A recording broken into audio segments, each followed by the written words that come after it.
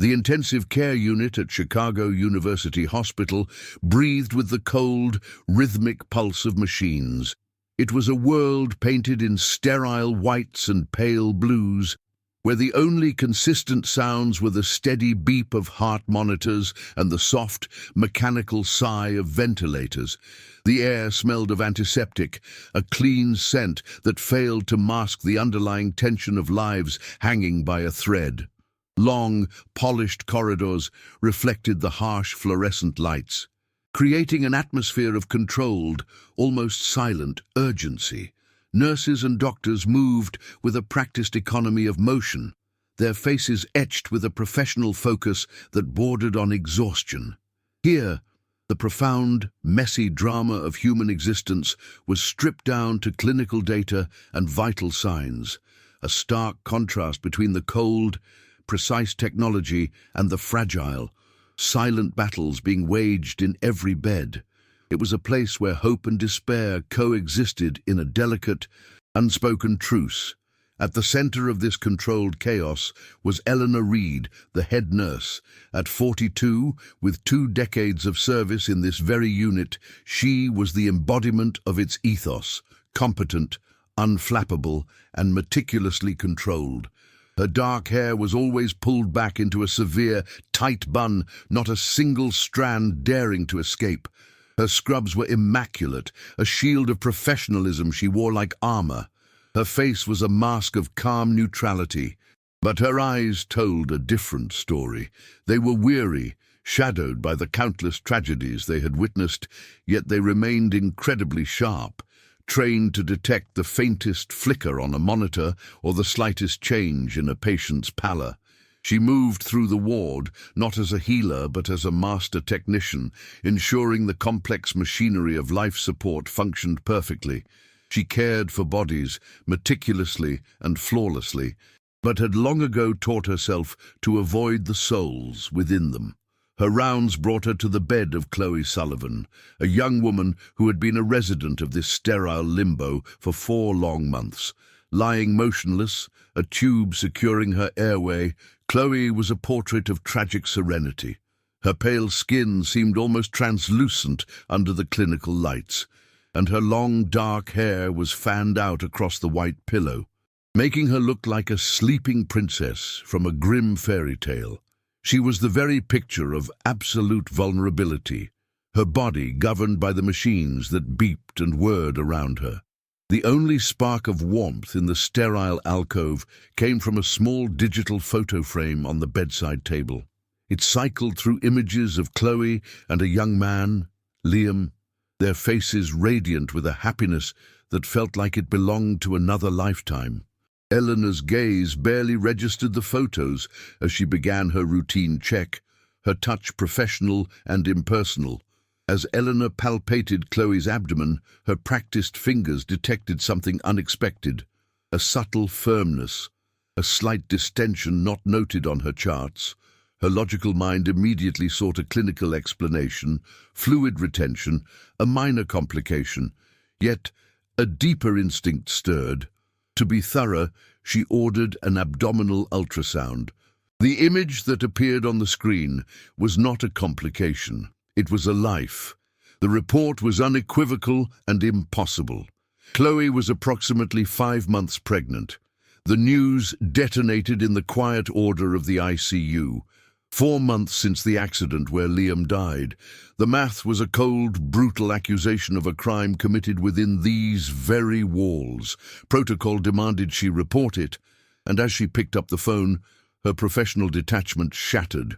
It's in moments like this, when the unthinkable becomes real, that we are reminded of what truly matters. If stories like this one resonate with you, subscribing is the greatest way to help us keep sharing them.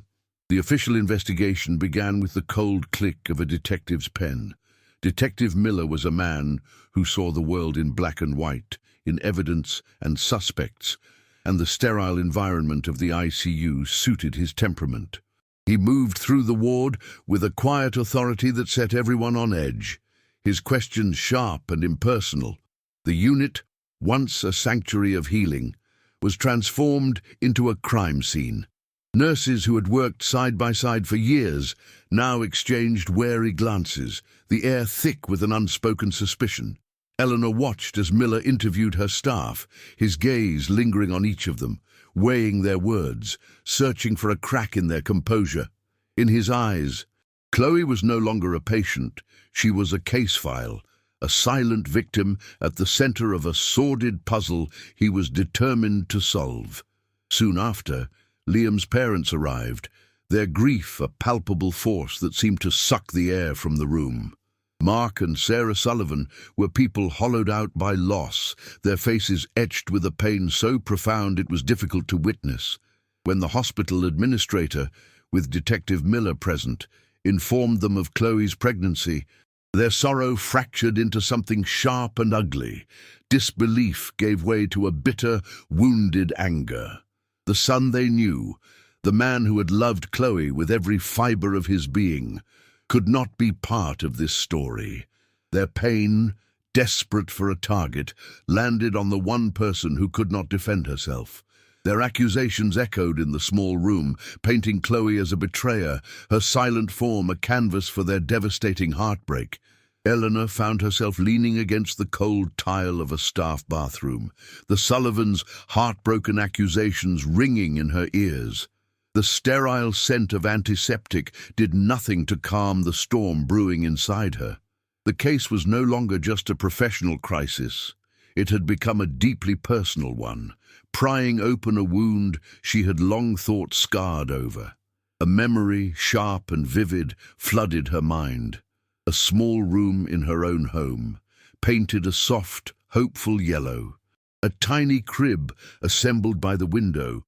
She remembered the crushing silence of another hospital room, the phantom kicks that haunted her for months after. The loss of her own child, a grief she had buried under 2 decades of professional detachment, resurfaced with a breathtaking physical ache. This wasn't just about Chloe. It was about every hope that had been silently extinguished within these walls, fueled by a fierce, protective instinct she hadn't felt in years. Eleanor refused to let Chloe become a villain in her own tragedy.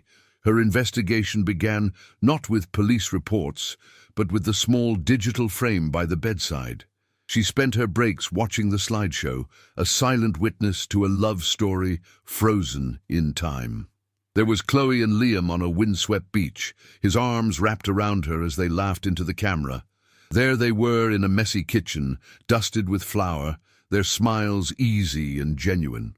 Another showed them at a Cubs game, their faces alight with simple joy. Each image was a testament to a bond that felt pure and unbreakable. The couple in these photos was not one hiding a dark secret. They were partners, best friends, 2 halves of a whole. The pictures told a story of devotion that the cold, hard facts simply could not erase. The hospital administration, however, was only concerned with the facts that could lead to a lawsuit. Mr. Davies, the head of risk management, called Eleanor into his office, his tone polished and devoid of emotion. He spoke of mitigating exposure and managing the narrative, his words clinical and detached. He saw a public relations nightmare, a potential multi-million-dollar liability, and he wanted the situation contained quickly and quietly. Eleanor listened, her hands clasped tightly in her lap, her usual composure a thin veneer over a simmering anger. For him, Chloe and her unborn child were a problem to be solved, not a tragedy to be navigated with compassion. It was in that moment she knew she was truly alone in this fight. This is the kind of silent battle so many face, and if their stories of quiet defiance move you, subscribing is the most powerful way to help us continue to share them. That night, the ICU was bathed in the soft glow of monitors, a cathedral of beeping and whirring. The usual sense of urgency had receded, leaving a profound stillness. Eleanor found herself walking to Chloe's room, not on her official rounds, but drawn by an invisible thread. She pulled a stool to the bedside, an act of intimacy she hadn't allowed herself in years. Under the dim light, Chloe's face looked impossibly young, her serenity a stark contrast to the chaos swirling around her. Eleanor looked at the gentle rise and fall of the blanket over her abdomen, and for the first time, she truly saw them, a mother and her child, suspended in time, waiting for a voice to speak for them. The professional wall she had so carefully maintained for 2 decades finally began to crumble, breaking the most fundamental rule of her self-preservation. Eleanor leaned in and began to speak, her voice a soft murmur that was nearly swallowed by the hum of the machines. "Hello, Chloe," she whispered, the name feeling both strange and familiar. "My name is Eleanor. I'm your nurse." She didn't talk about charts or vitals. Instead, she described the view from the window, the way the city lights looked like scattered diamonds against the dark velvet of the night sky. She told her about the quiet rhythm of the hospital after midnight, how it felt like the whole world was holding its breath. And then she spoke about the baby, a little fighter, she called it, a tiny, tenacious life holding on against all odds, a small beacon of warmth in the cold, sterile room. This one-sided conversation became her nightly ritual, a secret shared between 3 souls in the quietest hours. Eleanor found herself confiding in the silent woman, sharing observations about her day, recounting funny interactions with other nurses, and giving gentle updates on the baby's steady development. It was a strange sort of therapy, a confession whispered into the void. In speaking to Chloe, Eleanor was finally giving voice to the buried grief inside herself, tending to the maternal instincts she had suppressed for so long. It was her turning point, a conscious choice to step out from behind her shield and embrace the terrifying, healing power of connection. We all have moments that force us to choose who we will become, and sharing these pivotal journeys is why we exist. By subscribing, you help us tell more stories about the strength of the human spirit. Detective Miller remained a persistent, shadow-like presence in the unit, his notebook always in hand. He viewed Eleanor's nightly vigils with deep suspicion, interpreting her compassion as a complication. "You're too close to this, Nurse Reed," he told her one afternoon, his voice flat and accusatory. "In my experience, when people get this emotionally invested, they're either hiding something or they've lost perspective." He saw a potential accomplice, or at the very least, an unreliable witness whose judgment was clouded by emotion. But for Eleanor, her perspective had never been sharper. She was no longer just a nurse following orders. She was an advocate, a guardian, driven by a conviction that went far deeper than any hospital protocol or police procedure. Determined to find something, anything, to corroborate her faith in Chloe, Eleanor spent an evening searching for the couple online. She discovered a blog Chloe had kept, a digital diary of her life with Liam. The posts were beautifully written, filled with reflections on love, art, and the quiet challenges of building a life together. As she scrolled back through the months, she found entries that hinted at a struggle they were facing. Chloe wrote about Liam's incredible courage, his unwavering optimism in the face of a great challenge. She mentioned our project of hope, a final masterpiece they were working on together. The words were cryptic, veiled in metaphor, but they pulsed with a sense of shared purpose and fierce love, a narrative completely at odds with the idea of a secret betrayal. Back in the ICU, the physical reality of the pregnancy was becoming more pronounced. The gentle curve of Chloe's belly was now a small, proud mound, an undeniable declaration of the life within. During a routine check, as Eleanor's practiced hands moved across Chloe's abdomen, she felt it, a tiny, distinct flutter. It was a faint, almost imperceptible movement, a secret telegraph from another world. The sensation shot through her, a jolt of pure, unadulterated wonder.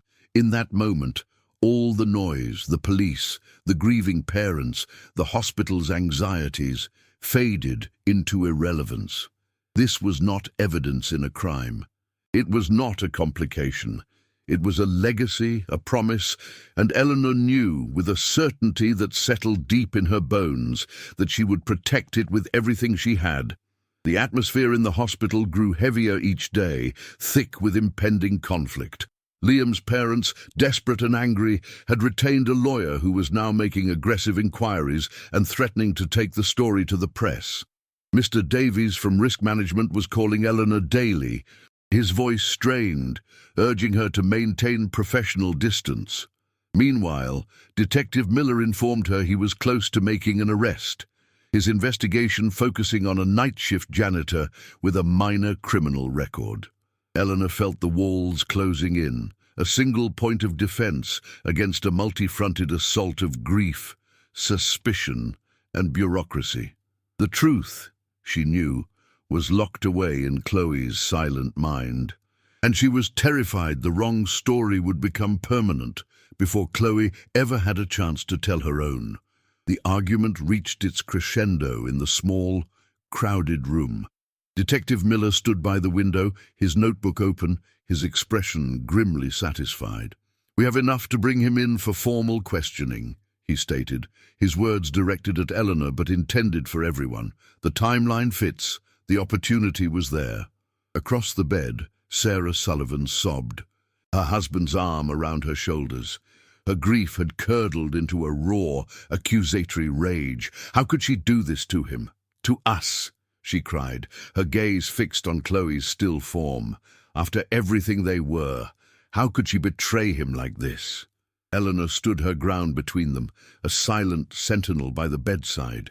She felt the weight of their combined certainty pressing in on her, a suffocating force of logic and pain that threatened to extinguish the small flame of faith she had so carefully nurtured in the dark. Just as Miller was about to speak again, a sharp, erratic alarm sliced through the tension. All heads snapped toward the cardiac monitor above Chloe's bed. The steady, rhythmic green line had become a frantic, jagged peak, the number beside it jumping wildly. The room fell into a stunned silence, broken only by the piercing electronic shriek. Eleanor's training took over instantly, her hands moving to check Chloe's pulse, her eyes scanning the other vitals. But then the alarm stopped as abruptly as it had begun. The rhythm on the screen settled into a new, faster but steady pattern. In the profound quiet that followed, a single, collective breath was held. And then, beneath the soft, sterile lights of the ICU, Chloe Sullivan's eyelids began to flutter. A slow, hesitant tremor against the long stillness of the past 6 months. The movement was so faint it was almost imaginary, but then it happened again, stronger this time. Her eyes, the color of a stormy sea, slowly opened. They were unfocused at first, clouded with the fog of a long and distant journey, drifting over the faces in the room without recognition. Then they settled on Eleanor. A flicker of something, a spark of knowing, passed between them. Eleanor instinctively reached out and took Chloe's hand, her touch firm and grounding. "Chloe, it's Eleanor. You're safe," she murmured, her voice steady despite the tremor she felt inside. Detective Miller took a step forward, his professional instincts overriding the moment. "Miss Sullivan, can you tell me what happened?" he began. But Eleanor turned, positioning herself between him and the bed, a solid, unmovable shield. "Give her a moment." "Detective," she said, her tone leaving no room for argument. With a visible, agonizing effort, Chloe turned her head slightly on the pillow, her gaze moving past Eleanor to find Sarah Sullivan. Her lips parted, and a sound emerged, little more than a dry, rasping breath. She tried again, her fingers tightening faintly in Eleanor's hand. "Our baby," she whispered, the words fragile, barely audible. Sarah stared, her face a mask of confusion and shock. Chloe's eyes filled with tears, a desperate plea for understanding. "Liam's plan," she rasped, her voice gaining a sliver of strength from sheer will. "The clinic." The 3 words hung in the sterilized air, charged with a meaning that shattered the narrative everyone had built. Sarah Sullivan's face crumpled, the anger dissolving in an instant, replaced by a wave of dawning, devastating comprehension. A choked sob escaped her, and she collapsed into her husband's arms, weeping with a grief that was suddenly new and infinitely more profound. Through her own tears, Sarah finally gave voice to the truth. She told them about Liam's diagnosis months before the accident, a rare and aggressive form of cancer that had left him with no hope for a future. She spoke of their desperate decision to try in vitro fertilization, a final, defiant act of creation in the face of annihilation. That morning, she explained, her voice thick with sorrow, they had just come from the clinic. The implantation was a success. They were on their way home, celebrating. The room was transformed into a sanctuary of shared heartbreak. The ugly spectre of betrayal and crime evaporated, replaced by the breathtaking, tragic beauty of a love that had tried to outrun death itself. Eleanor watched, her professional facade completely gone, and felt the last of her own walled-off pain give way not to sorrow, but to a wave of pure, overwhelming empathy for the legacy of love that was growing, against all odds, in the bed before her. 3 months later, the sterile beeps of the ICU were replaced by the raw, powerful cries of new life. In a delivery room filled not with tension, but with a quiet, sacred anticipation, Chloe brought her son into the world. Eleanor stood beside her, no longer just a nurse, but a steadfast anchor, holding her hand through every contraction. Mark and Sarah Sullivan were there too, their faces streaked with tears that were no longer of grief, but of a complex, overwhelming joy. When the doctor placed the small, wailing baby on Chloe's chest, a collective breath was released. He was perfect. With a voice still gaining its strength, Chloe looked at her son, then at his grandparents, and whispered the name that healed them all, Liam. It was not a name for the past, but a promise for the future, a legacy of love made tangible. The months that followed were a testament to quiet strength. Chloe's recovery was slow, a painstaking process of reclaiming her body and mind, but every small victory was fueled by the infant in her arms. Little Liam was her reason, her focus, her living connection to the love she had lost. Eleanor became a constant presence in their new life, shedding her starched professional persona like an old skin. She was there not with charts and monitors, but with warm meals, gentle advice, and an open heart. She held Liam as if he were her own, feeling the hollow space within her begin to fill, not with sorrow, but with a profound, nurturing affection. She had been chosen as his godmother, a title she accepted with a humility that surprised even herself. She wasn't just observing life anymore, she was finally, fully participating in it. Back within the polished corridors of the hospital, Eleanor was a changed woman. The quiet dignity of Chloe's ordeal had ignited a fire within her, a refusal to ever again let a human being be reduced to a case file. She channeled her energy not into bitterness, but into constructive change. Drawing on her 2 decades of experience, she drafted and fiercely advocated for a new patient advocacy program, which she called the Chloe Initiative. Its purpose was simple yet revolutionary for the ICU. To ensure every patient had a voice, even when they were silent. The program trained nurses to learn about their patients' lives, to speak to them, to see the person beyond the illness. It was her silent justice, a quiet, profound victory over the impersonal system she had once embodied, creating a legacy of compassion that would touch countless lives. 5 years later, on a sun-drenched afternoon in a Chicago park, the sound of a child's laughter filled the air. A small boy with his father's eyes and his mother's smile chased a bright red ball across the grass. Chloe, vibrant and fully recovered, watched him with a love that was a quiet, steady light. Mark and Sarah Sullivan sat on a nearby bench, their faces softened by the easy joy of being grandparents. And beside them sat Eleanor, no longer hidden behind a mask of professional neutrality. Her hair was down, her expression open and full of warmth as she watched her godson, Liam, celebrate his 5th birthday.